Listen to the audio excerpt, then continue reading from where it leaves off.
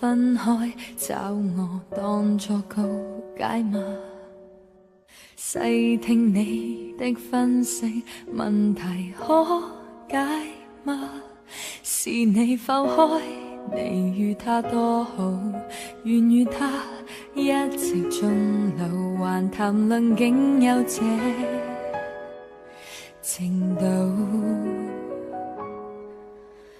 永遠記得因他，所以你要離別了。就像玩笑去問，為何選中我不要？但你卻忘掉是你變心，說是情感弱了。在那一天與我分開，才遇上他，憑什麼講我知，我仍然很在意。對話到此應為止，誰受傷小意思，讓你知我上心，又怎會大意？忘掉你不想有下次。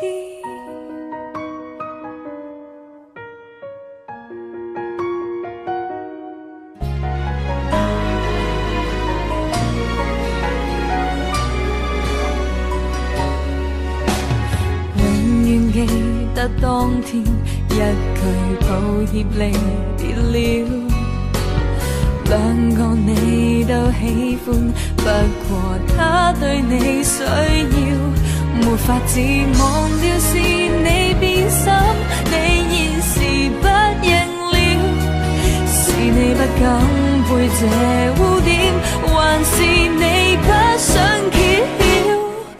憑什麼講我知，我仍然很在意。對話到此應為止，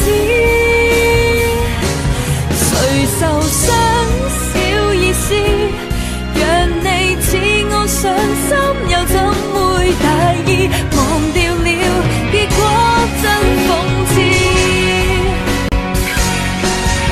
最初居然全得一走了之，但你今天歸來可算善意？難道要我責備你，或作不經意？誰自私講我知，我為何竟在意？那是你